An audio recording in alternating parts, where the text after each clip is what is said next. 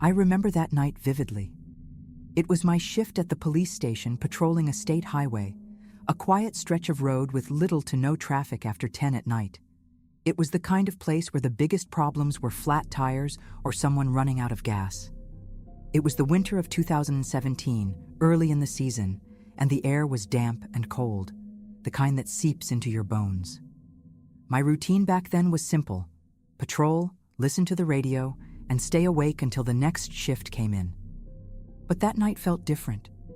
There was something heavy in the air, a kind of silence that made my instincts flare. Around 1 a.m., I spotted a car on the shoulder, its headlights off but hazard lights blinking. It was an old sedan, a faded blue that had clearly seen better days. I pulled my cruiser behind it, grabbed my flashlight, and walked over. The cold was biting, and my breath hung in the air in small clouds. My boots crunched against the gravel, each step louder than usual in the eerie quiet. I figured it was just someone with car trouble, waiting for a tow. But when I shone my light into the car, my stomach dropped. It was empty. The driver's door was unlocked, and on the seat there was a faint bloodstain, small but enough to put me on edge. What caught my eye next was a stuffed bear lying on the back seat floor. It was worn, with a torn ear, tossed as if forgotten in a hurry. I radioed it in, describing what I'd found, but as I waited for a response, my mind was already spinning. Was this an accident, and the driver went looking for help? But why leave the car unlocked like this? And that blood, it didn't add up. I retrieved a larger flashlight from my cruiser and started scanning the area around the car. The ground was damp from earlier rain, and soon I noticed something that sent a chill down my spine. Footprints. But they were odd. They looked human, but were uneven, as if the person had been dragging their feet. The tracks led away from the car and into a field beside the road. I hesitated for a moment, but duty and curiosity pushed me to follow them. As I followed the footprints, the field seemed to change around me. The beam of my flashlight illuminated only a few feet ahead, and the rest was swallowed by an almost tangible darkness. The sound of my boots squishing against the damp grass was the only noise breaking the silence, and I swear I could hear my heartbeat in my ears. The tracks continued, but they grew farther apart, as if whoever or whatever was leaving them had started to pick up speed. I couldn't help but wonder who would walk barefoot on a night this cold, leaving behind a car with blood on the seat and a child's toy. None of it made sense. Then, suddenly, the tracks stopped. I crouched down, examining the ground carefully, trying to figure out what had happened.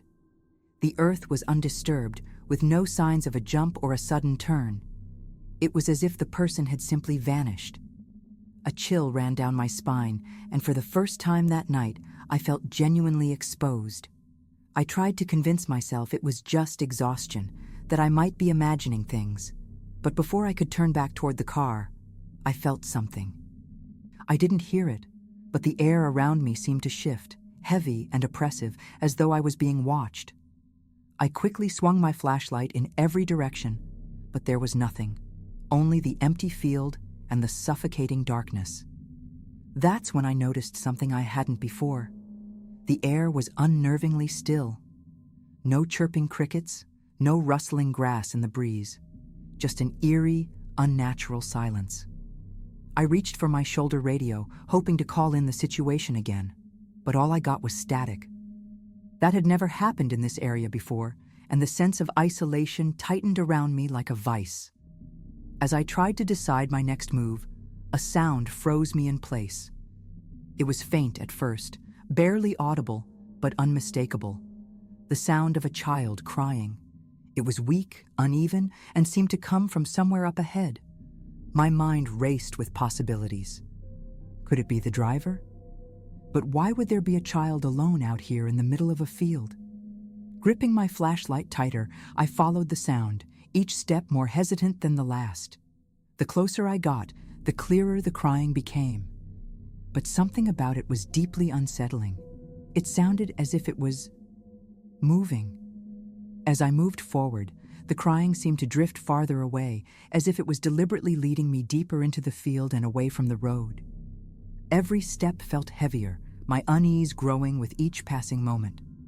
Part of me wanted to turn back, but something stronger, whether it was duty or sheer curiosity, kept me moving.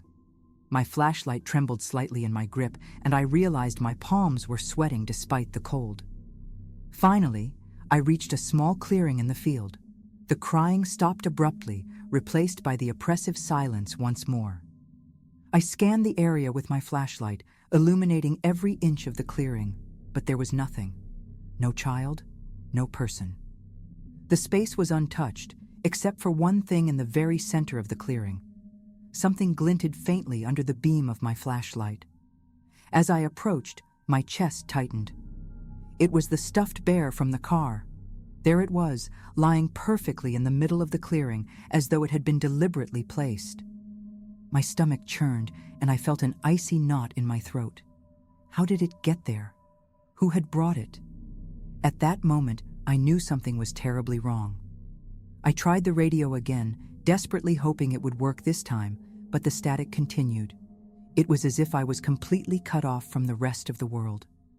Kneeling down, I hesitated before picking up the bear. The second my fingers touched it, a sound behind me made my blood run cold.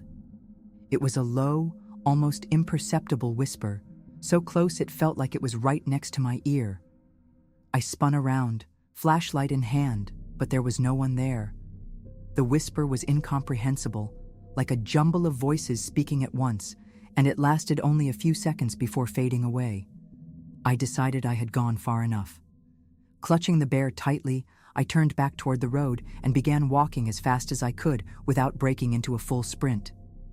My heart was pounding, and every instinct screamed at me to get out of that field. I kept expecting to hear the crying again or see something moving in the darkness, but nothing happened. When I finally saw the faint glow of the patrol car's lights, relief washed over me. But that relief quickly turned to dread when I noticed something unsettling. The car doors were open. The cruiser was exactly where I'd left it, but something about it felt off. The open doors didn't make sense. I was certain I'd closed them before leaving. I approached cautiously, shining my flashlight into the interior. Nothing seemed disturbed. No signs of anyone else. No extra footprints around the car. It was just me and that suffocating silence. I placed the stuffed bear on the passenger seat and reached for the radio mounted in the car, hoping it would work better than the handheld. To my surprise, the connection was clear.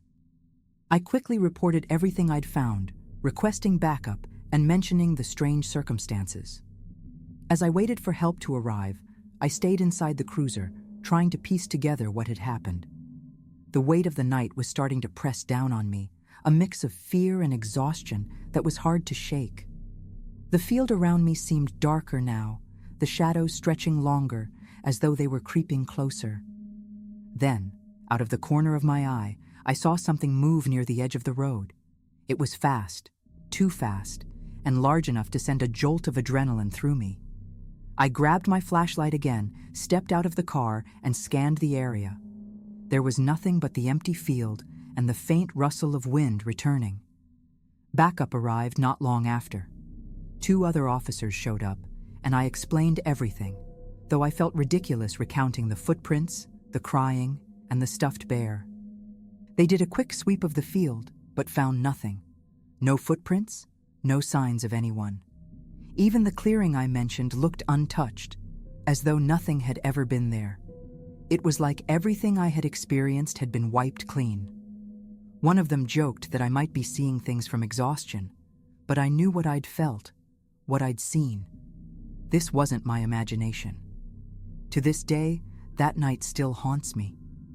The official investigation concluded that the car likely belonged to someone fleeing a crime scene, but no one ever came forward to claim it, and the case was eventually closed. As for the stuffed bear, it stayed with me. It was logged into the station's lost and found, but weeks later, it somehow reappeared in the trunk of my cruiser. No one could explain how it got there. I've never told anyone about that part, at least not officially. But every time I think about that night, I can't help but feel like I left something behind in that field. Or worse, something followed me back.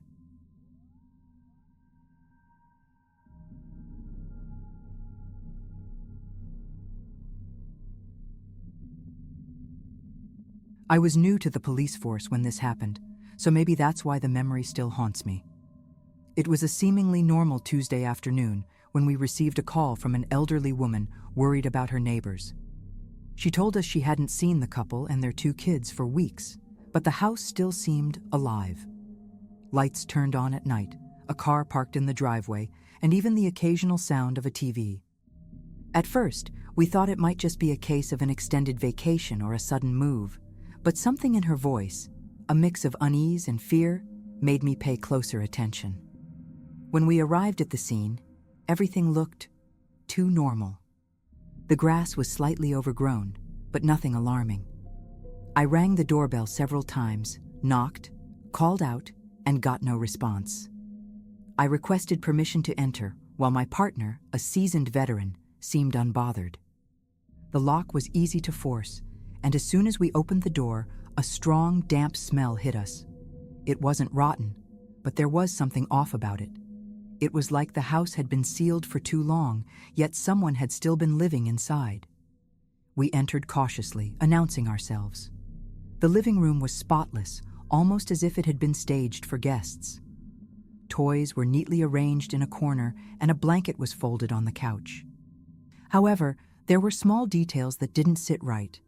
Dirty dishes in the sink, a broken glass near the fridge, and most unsettling of all, dark, sticky marks on the floor that looked dried.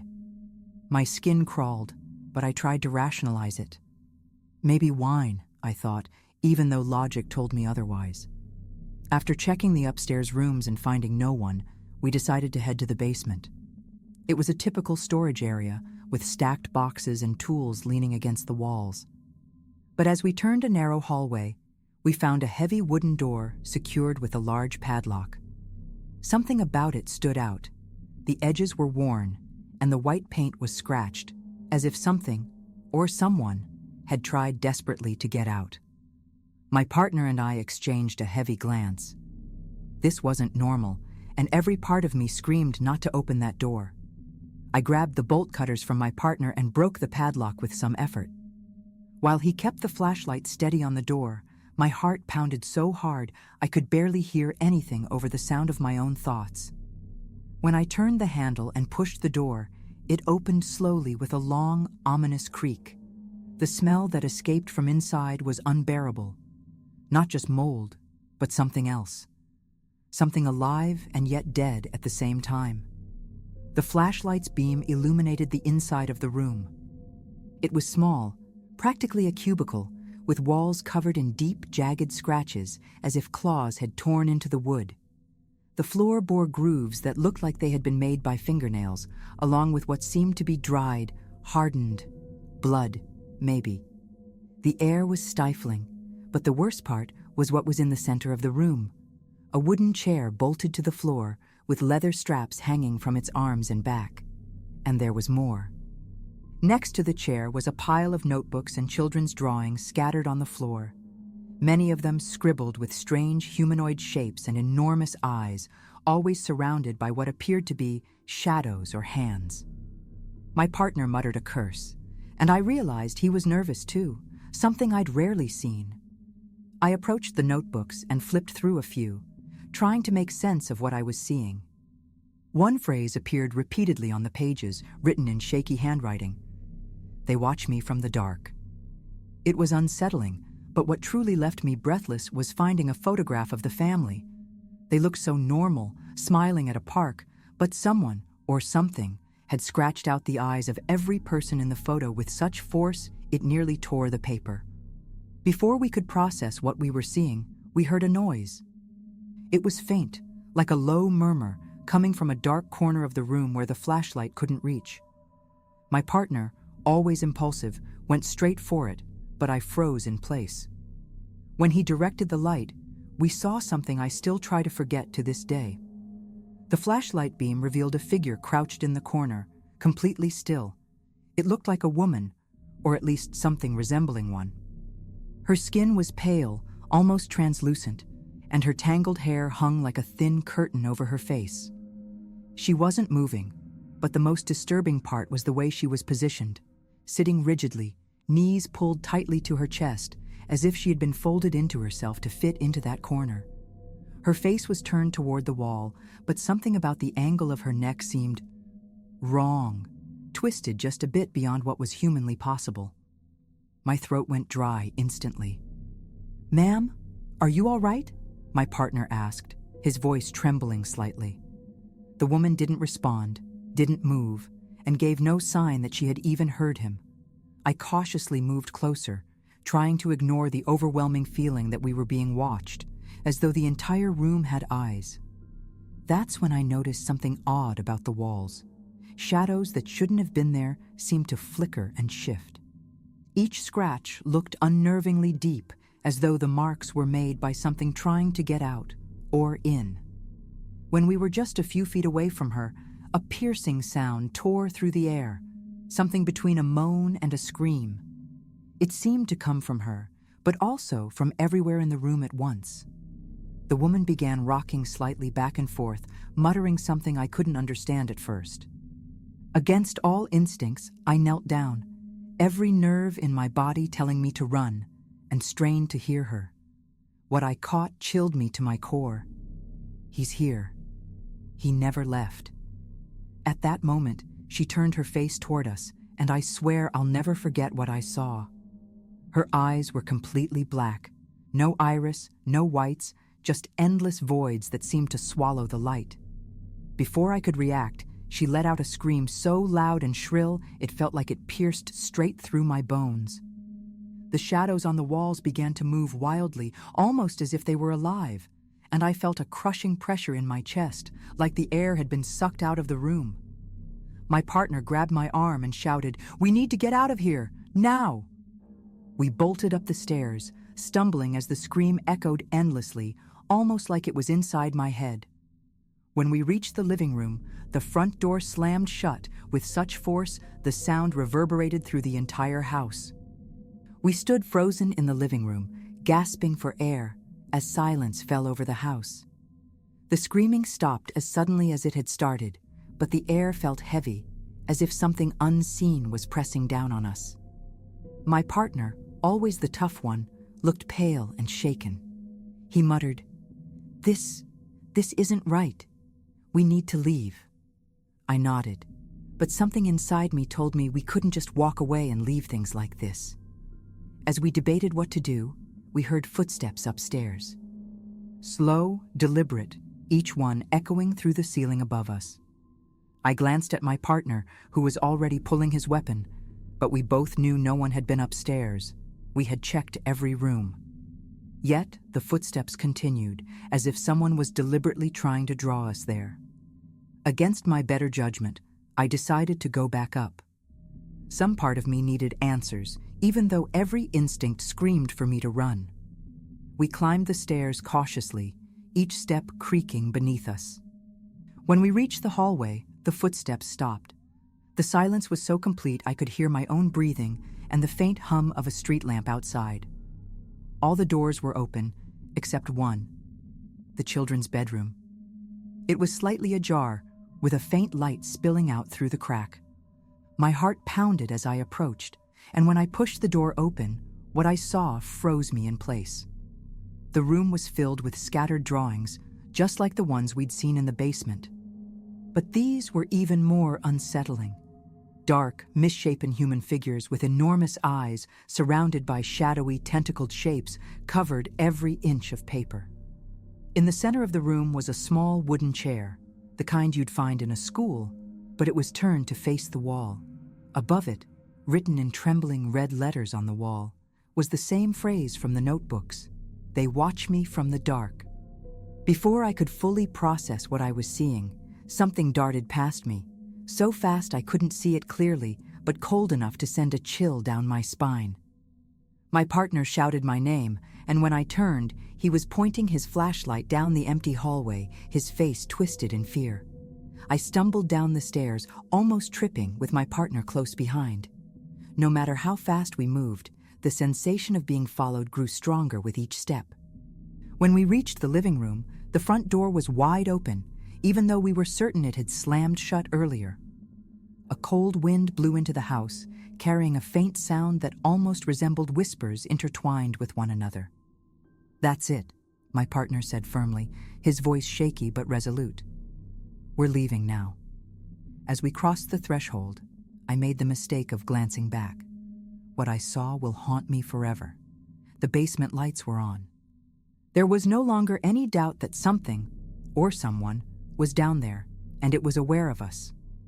I don't know if it was courage or stupidity, but I asked my partner to give me one more minute. He hesitated, clearly torn, but stayed outside, leaving the door open. I went down alone, gripping the flashlight tightly, my heart hammering louder than my footsteps. The basement air felt even heavier, and now there was a low, droning sound, like a constant hum vibrating through the walls. When I reached the door to the locked room, which was now open, I noticed something different. The woman was gone. Instead, lying in the center of the room, was a single photograph.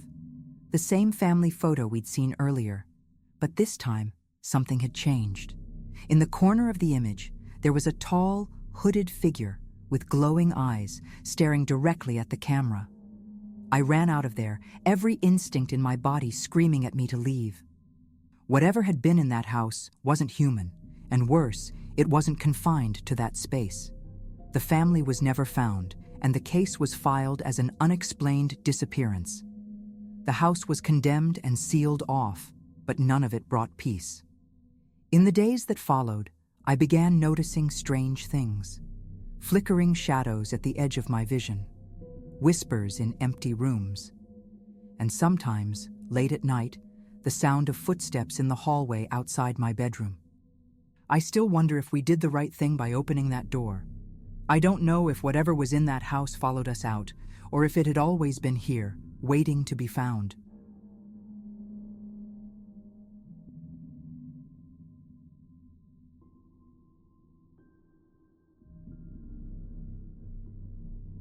I'll never forget that night.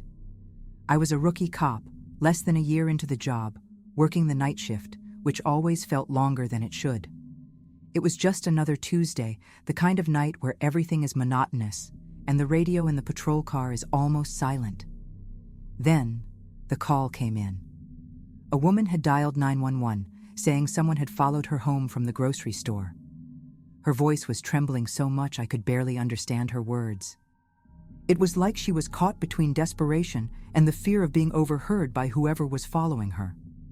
That chilled me to the bone, but I kept my voice steady, telling her I was on my way. The address was a small house at the end of a poorly lit street with a flickering streetlight right out front. As I parked the patrol car, I scanned the area quickly but saw no one. Walking up to the door, my hand hovered close to my holstered weapon. Before I could knock, I heard faint sobs coming from inside. My heart started racing. I knocked and announced myself as police. A low, almost whispered voice answered, "I'm in the laundry room. Please, hurry."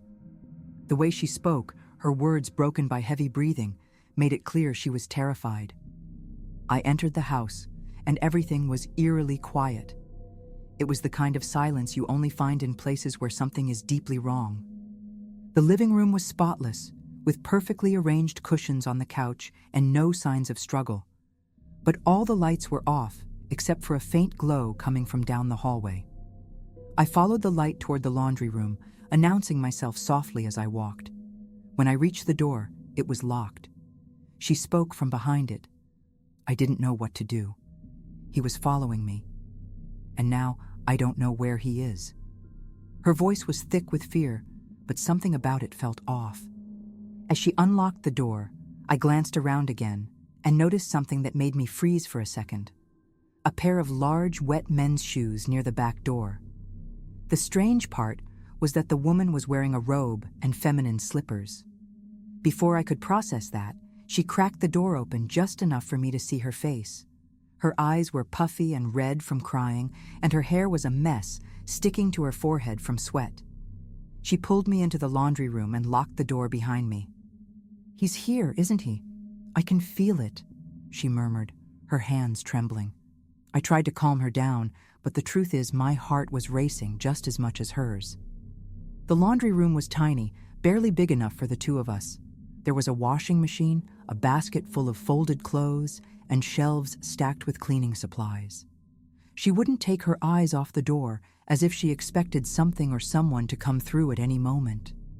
I asked if she had locked all the doors and windows in the house, and she nodded. But when I asked about the back door, she hesitated. "I don't know. I think so, but I was so scared I might have forgotten." That made my stomach twist. I grabbed my radio and informed dispatch that I was at the house and there might be an intruder. I requested backup, but in such an isolated area, it would take at least 15 minutes for anyone to get there. We didn't have 15 minutes. Suddenly, a faint noise broke the silence, the sound of slow, dragging footsteps coming from the kitchen. I signaled for her to stay quiet. Her eyes widened, and she held her breath. The sound stopped for a few seconds. Then I heard something even more unsettling, the sound of a chair being dragged slowly. My entire body went on high alert. I knew I had to act quickly. I told her to stay in the laundry room and locked the door behind me to keep her safe. My mind was racing as I moved toward the kitchen. Every step I took felt like a hammer striking the floor, even though I tried to be silent. The whole house felt darker now, and the shadows on the walls seemed to move as I passed. When I reached the kitchen, I saw the chair, which had been pushed in neatly against the table, now sitting in the middle of the room. But there was no one there. It was as if whoever had moved it had just left, or was still there, watching me. And then I heard something that sent a chill down my spine, the sound of the laundry room door unlocking. I rushed back, weapon drawn, yelling for whoever was there to surrender. When I reached the hallway, the door was open, and the woman was gone. My heart nearly stopped. I looked around frantically, calling her name. No response. Only when I stepped back into the laundry room did I notice what was wrong. The window that led to the backyard was open, swaying gently in the breeze. But the detail that froze me was something sitting on the laundry basket. A black glove, wet, that hadn't been there before. My first instinct was to run to the backyard. The grass was tall and damp, and the light from the street lamp barely reached this corner. I called out for her again, but the only response was the sound of the trees swaying in the wind. I grabbed my flashlight and swept the yard with its beam. It was a small space, enclosed by an old, flimsy wooden fence. On the other side, a metal gate was slightly ajar, swaying gently. My stomach churned. If she had gone through there, why hadn't she answered me? And if it wasn't her, who was it? I started toward the gate, but then I heard a thud from inside the house, a sharp, heavy sound, like something falling to the floor. My blood ran cold. For a moment, I was torn between checking the yard or going back inside. I decided to return. Gripping my weapon tighter, I re-entered the house, moving quickly but cautiously. The house felt even quieter now, the kind of silence that weighs heavy in the air and raises the hairs on your arms. I called out for the woman again, but there was no response. As I passed through the living room, I noticed something that made me stop. One of the couch cushions was on the floor. It didn't seem significant at first, until I saw muddy footprints leading away from it toward the stairs. I climbed the stairs slowly, the wooden steps creaking under my boots. Everything upstairs was dark, except for a faint light coming from one of the bedrooms. My heart felt like it was lodged in my throat. With each step, I braced myself to find something, or someone. When I reached the top, I saw the bedroom door was slightly ajar. The light coming from inside flickered, like a bulb on the verge of burning out. Weapon in hand, I nudged the door open slowly. The room was empty. There was only a queen-sized bed with messy sheets and a wardrobe with its doors open. But what I saw in the mirror made my chest tighten. The woman was standing in the hallway behind me. I spun around so fast I nearly stumbled, but there was no one there. The hallway was empty. I took a deep breath, trying to steady my nerves. Was my mind playing tricks on me? I swept the hallway with my flashlight, but nothing seemed out of place. I decided to go back into the bedroom and check the wardrobe, ignoring the growing feeling that I was being watched. When I opened the first door, I found only neatly hung clothes. But when I opened the second, my hands started to shake.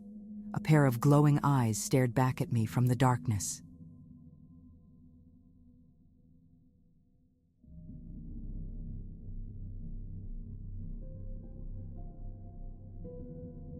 I've never been one to believe in supernatural things.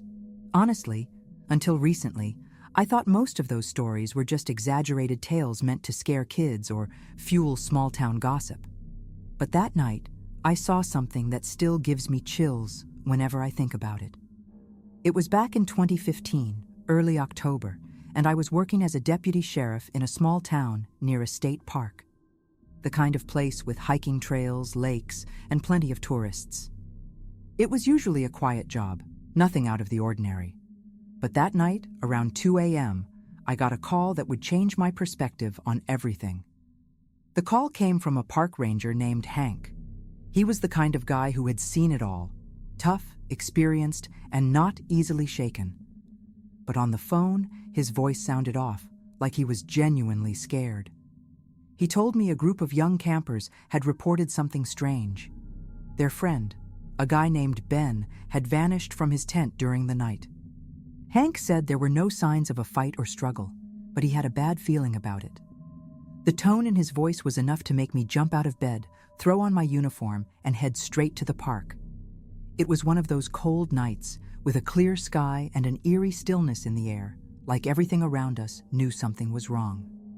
When I arrived at the campsite, I found Hank and 3 of the campers sitting by the fire. They looked shaken. One of the girls was crying, and the other 2 just stared at the ground like they were trying to make sense of what had happened. The tent where Ben had been sleeping was the typical camping setup, but the zipper had been ripped open from top to bottom like it had been forced apart. I asked the campers if they'd heard anything, and that's when one of the guys, Matt, said he woke up in the middle of the night to the sound of heavy footsteps on the wet grass. He thought it was just Ben heading to the bathroom, but when morning came, Ben was gone. As we started looking around, we found pieces of Ben's shirt torn near the tent and a strange trail in the dirt, like something, or someone, had dragged him toward the water. The trail led us straight to the lake, where the silence was almost deafening. Everything felt unnaturally still, like the air itself was holding its breath. That's when we saw it. Out in the middle of the lake, barely visible in the darkness, was a floating lantern. It was still lit, casting a faint, flickering light across the water. We all just stood there, staring. Hank was the first to break the silence, muttering something like, "This isn't right." And honestly, I couldn't have agreed more. I couldn't wrap my head around it, no matter how hard I tried. The lantern floating in the middle of the lake felt completely out of place, yet deliberate. Hank and I exchanged uneasy glances, and he suggested we take the small boat tied up nearby to go check it out. But something deep inside me hesitated. Every instinct I had was screaming not to get near that water. Meanwhile, Matt kept murmuring that Ben would never have gone to the lake alone. He'd been terrified of water ever since he was a kid. So why was the lantern out there? And more importantly, who or what had taken it there? Despite my gut feeling, we decided to act quickly. Hank got into the boat while I held onto the rope, trying to ignore the sinking feeling in my stomach. He rowed slowly, each movement deliberate. The lantern seemed closer now, but somehow still unreachable. The way it swayed gently on the calm water was disturbing, almost as if someone was holding it, taunting us. From where I stood on the shore, I could see its faint reflection on the surface, but something about it looked wrong, distant. The light flickered in a rhythmic way, almost like it was trying to send a message. When Hank finally reached the lantern, he leaned over carefully to grab it, but the look on his face changed the moment his fingers touched it. He jerked his hand back as if he'd been shocked. "It's ice cold," he said, his voice trembling. "But that doesn't make sense. The water's cold, but not freezing." He tried again, and this time managed to pick it up. Holding it up for a closer look, he examined the lantern.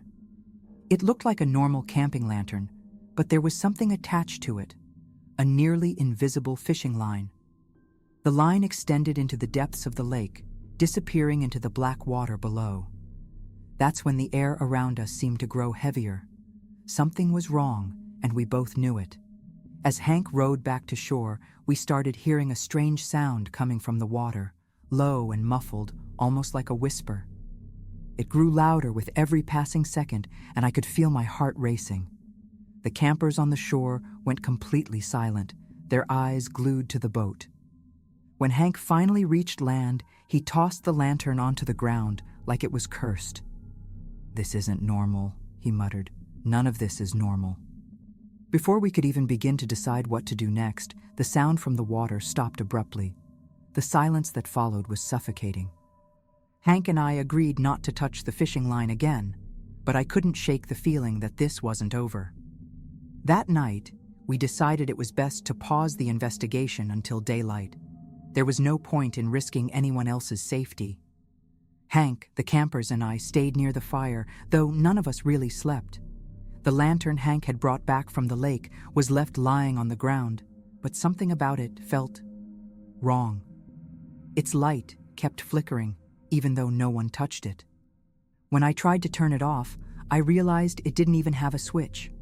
The surface was completely smooth, like it was just a solid piece of translucent plastic.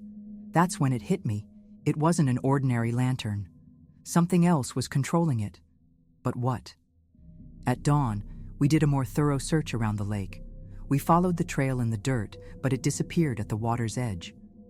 Hank tried calling for backup, but the lack of clear evidence made things complicated. "No one's going to believe this," he muttered as we stood by the shore, staring at the lake. The fishing line attached to the lantern was still there, but now it seemed shorter, like it had been pulled deeper into the water. Summoning our courage, we took the boat out a few yards and followed the line, but it just vanished into the depths as if it had been cut. The feeling of being watched was constant, and the campers couldn't hide their fear. Then something happened that I'll never forget. When we got back to shore, we found something that hadn't been there before. In the sand, right where we'd left the lantern, were footprints, but they weren't human. They looked like they belonged to some large creature, with long, thin toes that stretched impossibly far. The prints led from the shore into the dense forest and disappeared. That was the breaking point. Hank decided to call it off and told the campers to pack up and leave immediately. I agreed, though the nagging feeling that we'd left something unfinished stayed with me. After that day, we never found Ben or any trace of him. We reported it as a routine missing persons case because we knew no one would believe the truth. Hank retired a few months later, and I left town not long after. I still have nightmares about those footprints and the strange sound we heard on the lake. To this day, I can't explain what happened that night. All I know is that whenever I see a lantern floating somewhere, I get an overwhelming chill down my spine. Whatever happened to Ben, I hope he found peace, because honestly, I never did.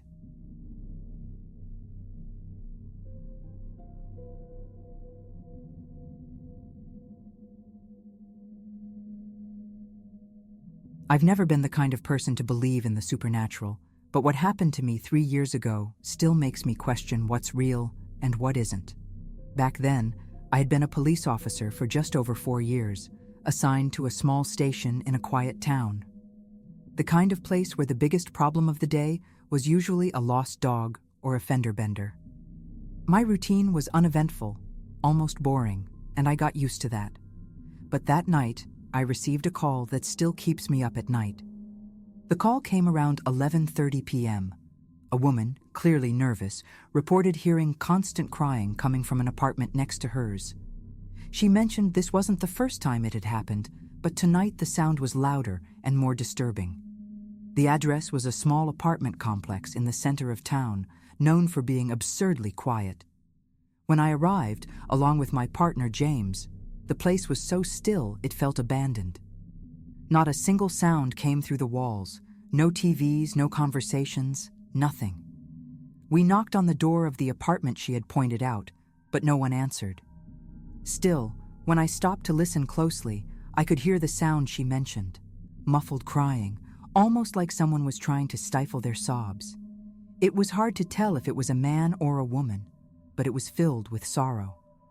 We called the building manager, who showed up with a spare key. He seemed as confused as we were, mumbling that the tenant, a man named Brian, was quiet as a ghost, always leaving early and returning late. But tonight, something was definitely off. When we entered, the first thing I noticed was the smell, a mix of strong cleaning products and something I couldn't identify.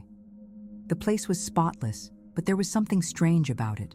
Every surface was so clean it looked untouched, except for the walls. In certain spots, there were handprints in the dust, high up near the corners, as if someone had dragged their fingers across them. James pointed this out, but before we could say anything, the crying grew louder. It was coming from a closet at the end of the hallway. Walking toward that closet was one of the most unsettling moments of my life. The sound of crying, now clearer, carried a raw, almost human desperation, but something felt off. Each sob seemed to echo from an empty place, making the hair on the back of my neck stand on end. James tried the doorknob, but it was locked. We called out for Brian, but only the crying answered us. We didn't have a choice. I radioed in for permission to force the door open. When we finally got it open, the sound stopped. Instantly. Inside the closet, there were only a few neatly hung clothes and some carefully stacked boxes. Nothing that explained the sound. James and I exchanged a quick glance, both trying to make sense of what was happening. Then he noticed something odd at the back. The closet seemed deeper than it should have been. A wooden panel was slightly out of place, revealing a hidden space. Behind it, we found something that still gives me chills to this day. An entire wall covered in handprints in the dust, just like the ones in the living room. Only these were much clearer. Some were small, like children's hands, and others were larger, almost misshapen. My heart raced as James started calling for Brian again, but there was no response. That's when I noticed something even more disturbing. On the floor, near the wall, there was an old doll. It was dressed in handmade clothes and positioned in a way that felt deliberate, with its face staring directly at us. It was one of those antique dolls with glass eyes that seemed to follow you wherever you went. And just as I was processing that, the crying started again. Only this time, it was coming from the hallway. We rushed out of the closet, sweeping the apartment with our flashlights and weapons drawn. The sound was everywhere now, echoing like the walls themselves were crying. But we found no one, no sign of Brian. Then, when we returned to the living room, I realized something even worse. The handprints on the walls had multiplied. They were on every dusty surface. James was sweating, visibly shaken, and I felt a tightness in my chest that made it hard to breathe. That's when I heard something I'll never forget. A whisper, low but clear enough to freeze me in place. "Please, help." The whisper seemed to come from everywhere at once, but no one was there. James was pale, almost frozen, and I had to call out to him on the radio to snap him out of it. We decided to search the apartment one more time, even though every part of me was screaming to leave. The building manager, who had stayed outside, saw us in the hallway and asked with a terrified expression, "You heard it too, didn't you?" He was visibly shaken. I just nodded, but my stomach was in knots. Back at the closet, we decided to take a closer look at the hidden space. James pushed the wooden panel all the way open, revealing a small staircase that led down to what seemed like a makeshift basement. The air was thick and damp, carrying a musty smell mixed with the same overpowering cleaning product from upstairs. We carefully descended, flashlights cutting through the dark. The handprints were there too, but now they were accompanied by childlike drawings on the walls, circles, stick figures, and what looked like people dancing. The crying had stopped, but the silence was even more unnerving. In the center of the basement was a low table with what appeared to be an open journal. Its pages were filled with frantic scribbles and disjointed phrases. I miss them. Why did they leave me? I hear them crying. James started flipping through, but when he reached the last few pages, he recoiled. Is this blood? He asked, holding up a page stained with dark red marks. Before I could answer, we heard footsteps above us in the apartment. But they weren't normal footsteps. They were rapid, frantic, as if someone was running back and forth. We scrambled back upstairs, but when we reached the main floor, the apartment was exactly as we'd left it. No sign of movement, but the smell was unbearable now, like something rotting. We called for backup, but while we waited, something even stranger happened. The lights started flickering, and for a moment, all the sound disappeared, even the ticking clock on the wall. When the lights steadied, the closet was empty. The hidden space, the handprints, the doll, all of it was gone. It was like none of it had ever been there. When reinforcements arrived, we conducted a full sweep, but there was nothing to explain what had happened. The apartment stayed vacant for months before someone finally moved in, but every time I drive past that building, I get a chill. I'll never know what really happened that night. Maybe I don't want to. But whenever I hear someone talk about strange noises coming from the apartment next door, I remember that crying. And I pray I never hear anything like it again.